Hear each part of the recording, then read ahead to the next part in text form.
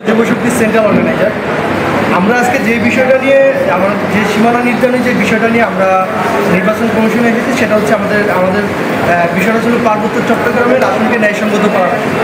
আপনারা ইতিমধ্যে জেনে থাকবেন আমাদের পার্বত্য চট্টগ্রাম বাংলাদেশের 1/10 সেখানে 13টা জাতিসত্তার বসবাস। এত বিচিত্র একটা অঞ্চলকে গত 53 বছর ধরে বাংলাদেশের যত বৈষম্য হয়েছে তার সিংহভাগ আমাদের পার্বত্য চট্টগ্রামে হয়ে আসছে। তো আমরা বেসিক্যালি সেই বিষয়গুলো নিয়ে আমরা আজকে আমাদের নির্বাচন কমিশনে এসেছি এবং আমরা আমাদের যে আবেদনটা আমাদের যেই কথাবার্তা সেগুলো উপস্থাপন করছি। তো আমরা আমাদের পার্বত্য চট্টগ্রামের সংসদীয় আসনগুলো ন্যায়সঙ্গত করা হোক সেই বিষয়ে আজকে আমরা নির্বাচন কমিশনকে যেই বিষয়গুলো অবগত করছি সেই বিষয়গুলো নিয়ে কথা বলবে আমাদের ইঞ্জিনিয়ার সাদাত ফরাজি সাকিব পার্বত্য চট্টগ্রাম ছাত্র পরিষদের প্রতিষ্ঠার সভাপতি। আসলে আমরা পার্বত্য চট্টগ্রাম থেকে আমরা দীর্ঘদিন ধরে আপনারা জানেন যে বিভিন্ন জনগোষ্ঠীর বসবাস পার্বত্য চট্টগ্রামে। পার্বত্য চট্টগ্রাম বাংলাদেশের 1/10 অঞ্চল নিয়ে গঠিত। ভৌগোলিকভাবে রাষ্ট্রের মানে হচ্ছে 10 ভাগের 1 ভাগ অঞ্চল নিয়ে হচ্ছে পার্বত্য চট্টগ্রাম গঠিত।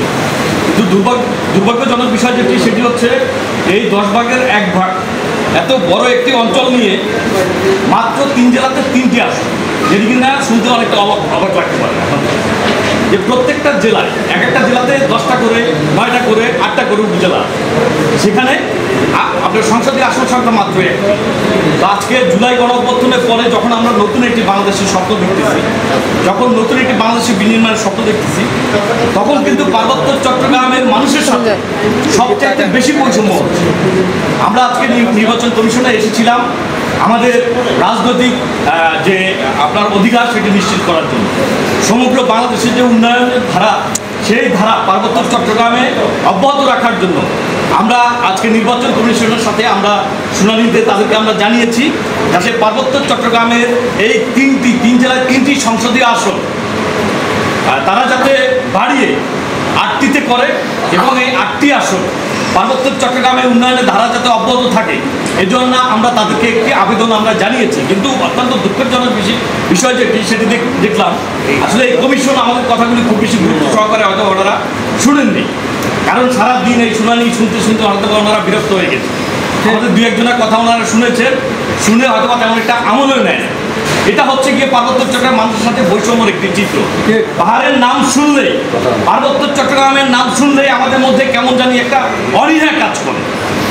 হ্যাঁ, যে এরা পার্বত্য চট্টগ্রামের মানুষেরা আছে, পাহাড়ের বন জঙ্গলে মানুষ বসবাস করে, এদের আবার কিসের রাষ্ট্রীয় অধিকার, কিসের রাজনৈতিক অধিকার। তো আজকে এই মিডিয়া ভাইদের মাধ্যমে সমগ্র বাংলাদেশের মানুষের কাছে আমরা জানাতে চাই একটি কথা, আমরা বাংলাদেশের নাগরিক, আমরা বাংলাদেশের জনগণ।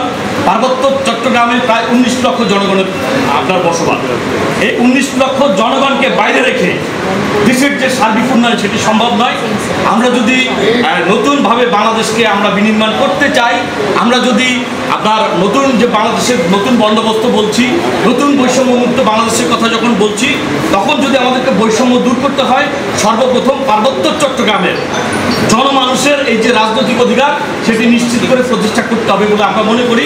আমরা নির্বাচন কমিশনের কাছে, সরকারের কাছে, আমরা ইন্টারিম সরকারের কাছে, আমরা পার্বত্য চট্টগ্রামের মানুষের সকল জনগণের পক্ষ থেকে একটি দাবি আজকে জানাতে চাই, সেটি হচ্ছে এই যে পার্বত্য চট্টগ্রামের 3টি জেলায় মাত্র 3টি সংসদীয় আসনকে 8টি আসন উন্নতি করে পার্বত্য চট্টগ্রামের মানুষের নাগরিক অধিকার সমন্বিত রাখা হবে। ধন্যবাদ সবাইকে।